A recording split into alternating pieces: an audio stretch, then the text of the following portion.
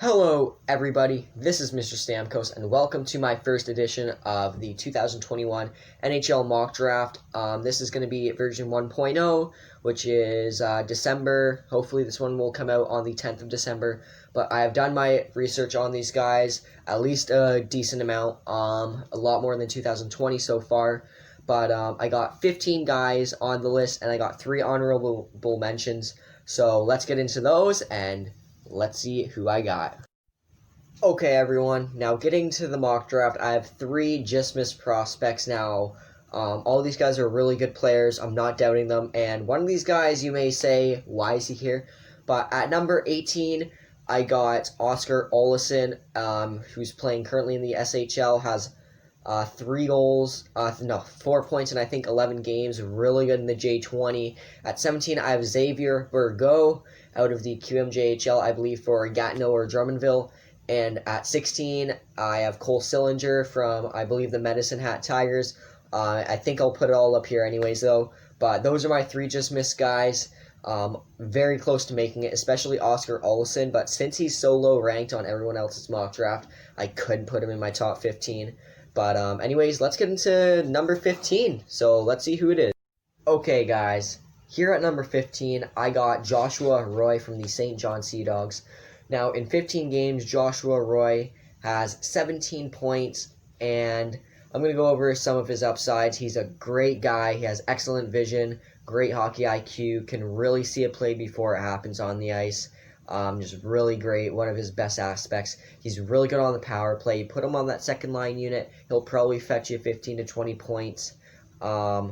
Really strong playmaker. He can really thread the needle with his passes, which I think is a not too unique ability to centers, but still really great to have, because I think centers, you really want them to be very versatile. And he can deke a goalie down to his skin and bones. I'm telling you, watching this guy in close can be really fun. He can really stick handle the puck and, just slide it in. Really good shootout guy. But his 2 biggest flaws is he lacks the speed that you would see in today's NHL. Not an extremely strong skater, but can still skate pretty okay. And he's not a great two-way player, but he's manageable in the defensive zone, but he can still work on that defensive game quite a bit. But nonetheless, I have him here at 15, sorry. Now let's move on to 14. Okay, guys, here at number 14, I got from Sweden, Fabien Lacle. And currently he's playing in the U20. This may be a little bit low for some people, but I think this is where he belongs. I'll get to why in a few minutes, depending how long it takes. But anyways, Fabien Lacle is a very potent point producer. That's a tongue twister. He's just so volatile in the offensive zone. He can get it done from anywhere. He has hands like Patrick Kane. Do not underestimate how good this guy is at stick handling, because he can make anyone look silly. I bet if you put him against Victor Hedman, he could get by him, make him look silly a few times, like no problem. He's just so good with his hands. He can control the puck just about anywhere. He has very good speed, great passing. He can thread the needle, and he has a hard wrist shot along with basically any offensive skill you can name. He has it locked down, and it is above average. He can even knock down passes with his stick. He takes full advantage of opponents' misplays. He's the complete package. But the 2 biggest flaws for him, the first one I don't think is a big issue. He's an undersized winger, which some scouts may take into account, but I don't care about undersized. There's just too many good undersized players in the NHL right now. And the second issue is he kind of needs to work on his defense. He's really good at taking chances away from the opponent and, taking full advantage of them. But when it comes to being in his defensive zone, he can really improve on that. And so far in the J20, he has 12 points, 13 points in 12 games, I believe. But, he can really just improve on that, point production. I just feel like, there's guys above him that are producing at a higher level than Lacle.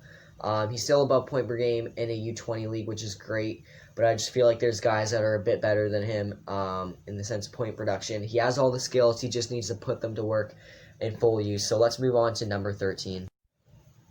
Okay, everyone, here at number 13 from the Halifax Mooseheads, I got left winger Zachary Loro. Now, Loro is a excellent player. I cannot say enough good things about him, and honestly, there's not too much negatives about him either. He's an excellent playmaker, a really great passer off the wing, aggressive penalty killer. He is a solid penalty killer. He's a guy who you can definitely throw on your second line penalty kill in the at the NHL level. He's a very patient scorer. He's not gonna rush to a chance. He's not gonna, be very impatient with a chance. He's gonna wait for his perfect opportunity to bury the puck or get a great pass off. And he's very defensively committed. Excellent defensive game. And that's going into this next point where he's a great two-way player. Honestly, he's one of the better two-way players of this draft, probably top 5 in that conversation. But honestly, his offensive game may be a little bit hurt by that, but I still think he can be a 50-point scorer at the NHL level. His only 2 negatives that I really found with his scouting report were he's a little bit too he's plays with a little bit too much anger. There's been some times where he's had some really bad penalties called against him because he gets a little bit too angry, and that could really hurt his game. And he also has a pretty big lack of restraint. There's this one time, I think it was last season, where he ended up spitting on a player because he got body checked, a dirty hit in the boards or something. But he really needs just to calm himself down. He's probably a very motivated guy, wants to win. But, that's one of those things where you kind of got to calm down and work into the NHL level with that. So I have Zachary Loro at 13. Now let's move on to number 12.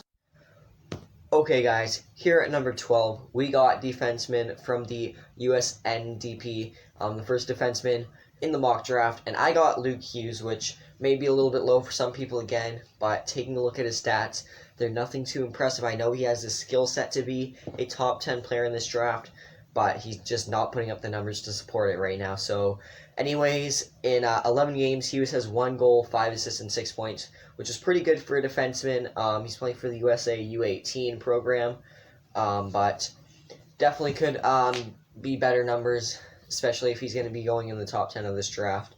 But anyways, Hughes has really good offensive tools, really strong player offensively. He's a decent two-way player. He's not the best of the best elite defenders in this draft, but he's a solid defender nonetheless. Pinpoint passing. Luke Hughes is a great passer. He can really just nail the puck onto his teammates' tape like nothing.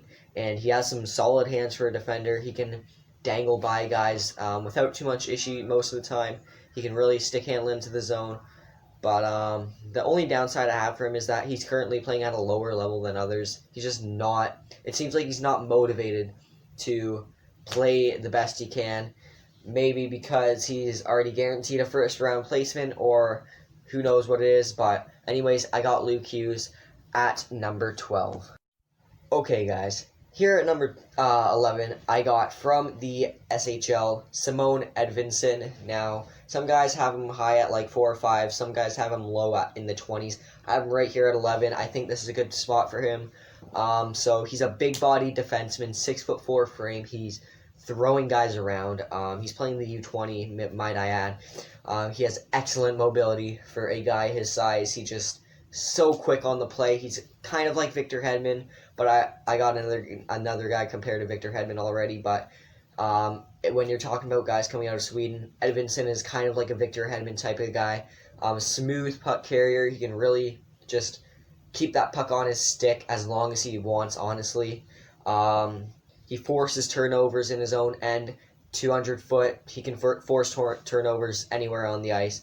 And he has a very high ceiling considering defense. The only downside I have is he's not going to be a huge offensive contributor in the NHL. Sorry, I cannot speak today, but he does have 30 to 40 point potential, I feel, but that's not where his game shines. I think his game shines just overall two-way blend, perfect mix of everything you want in today's NHL, and I think he could go in the top 10. I don't see why he shouldn't, but I have him here at 11 personally. Let's move on to number 10. Okay, everyone. Here at number 10, I got from the USA Development Program center Zack Luchas. So Zack Luchas, really great player, awesome shot. He's probably one of the best shooters in this draft. He currently is not playing. He hasn't played a game yet because of COVID or whatever. But anyways, Zack Luchas has a very hard and a very accurate shot. He is so good in the offensive zone. He can just bury a puck. He had 31 goals and 46 points for the U17s last year. Led that team. He has really good vision on the ice. He can see a play well. He can make the play happen. Deadly one-timer. Just such a overall great shooter. I don't know who I can compare him to right now, but he's just deadly shooter. Very agile. Really quick on his feet. Can move around guys left and right. The only issues that I see with him is a lack of acceleration. He can't really pick up his feet as quick as other guys, but he may be able to make up for it with speed. And also, he hasn't played yet, which is why he could potentially be lower on this list. So yeah, we're gonna move on to number 9. Okay, everyone, here at number 9, we got from the USA U18 program, Matthew Bennier. Now, Matthew Bennier is a really great player, playing for the University of Michigan currently. In 8 games, he has 3 goals, 3 assists, 6 points in a second-line role there, which I think is really solid. He's behind a guy who I'll get to a little bit later, but Matthew Bennier is really great player. I'm going to go over some of his upsides. He's an excellent puck handler. He can really get by defenders with really smooth hands. High-end speed. He can outspeed a lot of players.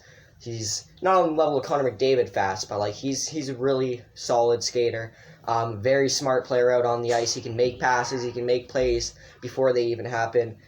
Very good shot. He's honestly just a great 200-foot guy in general. He can do it all. I don't have any downsides about Matthew Bennier. All the scouting reports and stuff I read about him, there's nothing bad to say about Bennier. So that's number 9. Let's move on to number 8. Okay, here at number 8, we got the best goalie in the draft, and you may know him, Swedish netminder Jesper Walstad. Jesper Walstad is such a great talent. In 9 games in the SHL, he has 6 wins, 3 losses, 0 overtime losses, a goals against average of 2.06. That is insane, and a save percentage of .920. He's playing for Luleå. He's just such a good goalie, man. Not quite Askarov tier, but pretty close to it. Let's go over some of his skills. He's a very mature goalie. He's in that net, and he looks like he's been in the NHL for 10 years already. Athletic. He's very athletic in the crease. He can make highlight reel saves without issue, it seems. Incredible rebound control. That's probably the best aspect of his game, where when you take a shot, low pad, he kicks it away, and you're not going to be able to get a rebound off of it. It's such a big skill of his. And also, he is always relaxed. No matter the situation, let's say he was playing for Tampa, 5 overtimes against Columbus, he's going to be relaxed in that crease, no issue. Walstad, again, no negatives about this guy because he's just all around solid. The only negative that I may see is, he may not come over to the NHL for a few years because he is a goalie, but I think he'll be in the NHL as soon as, a year or 2 for now. So let's go to number 7. All right, everyone, here at number 7, we got from the Kootenay Ice, or Winnipeg Ice of the WHL, Carson Lambos, currently playing in the U20 Liga, though. In 7 games, he has 2 goals, 3 assists for 5 points. He's a +4, 4 penalty minutes, really solid defender.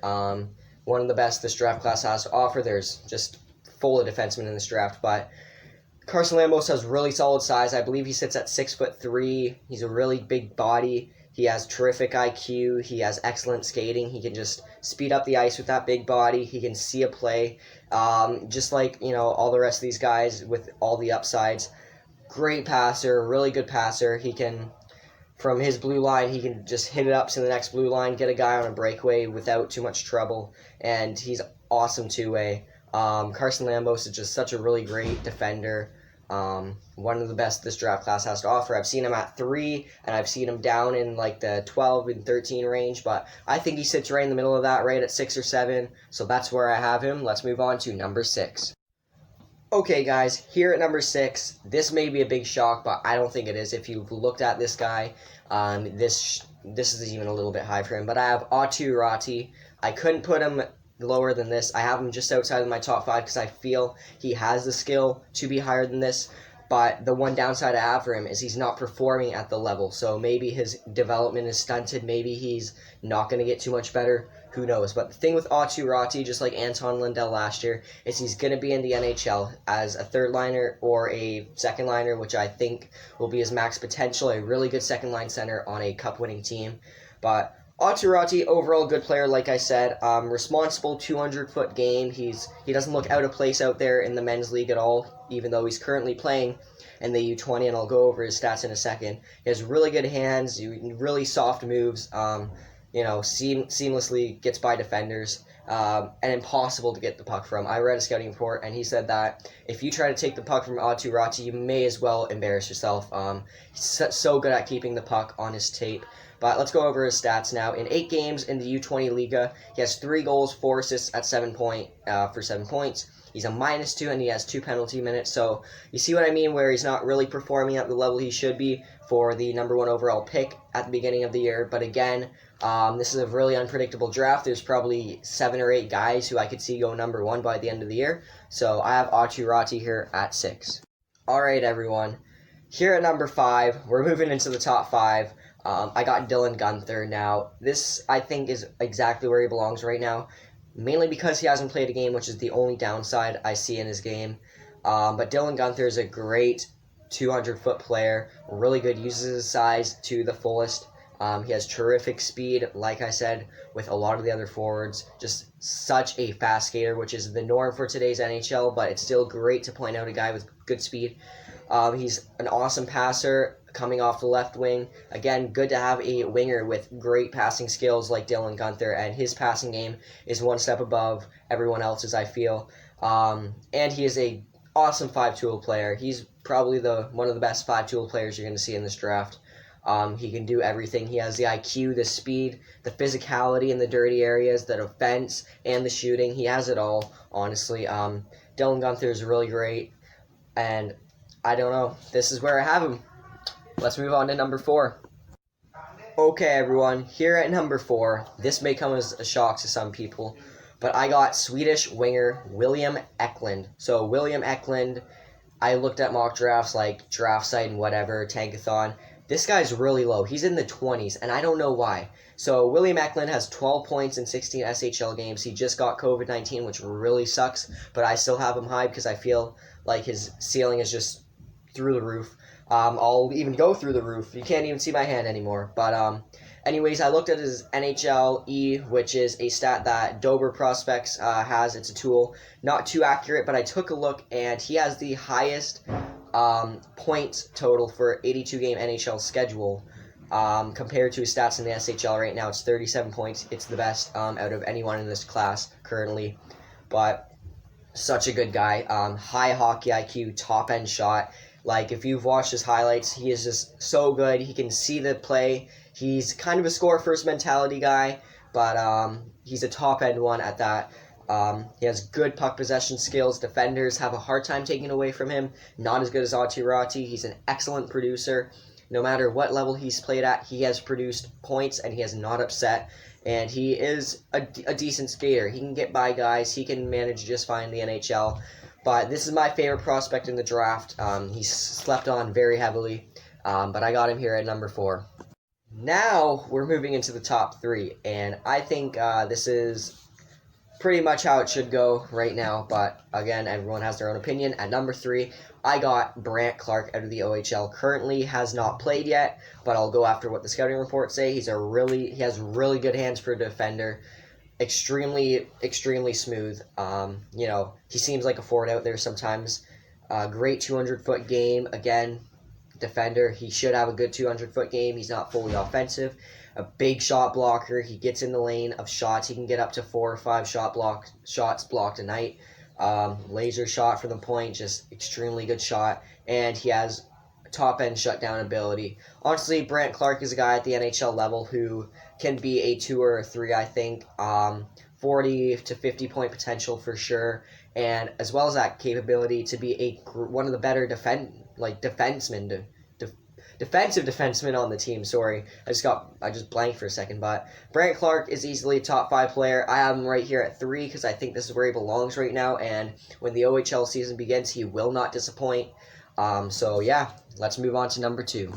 Okay, everyone, here at number 2, this may be a little bit high for some people, but this guy is just so good. Remember when I said the first line center for Michigan? Yeah, that's Kent Johnson, coming out of the University of Michigan. Last year played in the BCHL, won the MVP there. Like, expectations were so high for him, and he hasn't disappointed. So in 8 games for Kent Johnson, he has 1 goal, 8 assists, 9 points. He is a +1 and has 2 penalty minutes.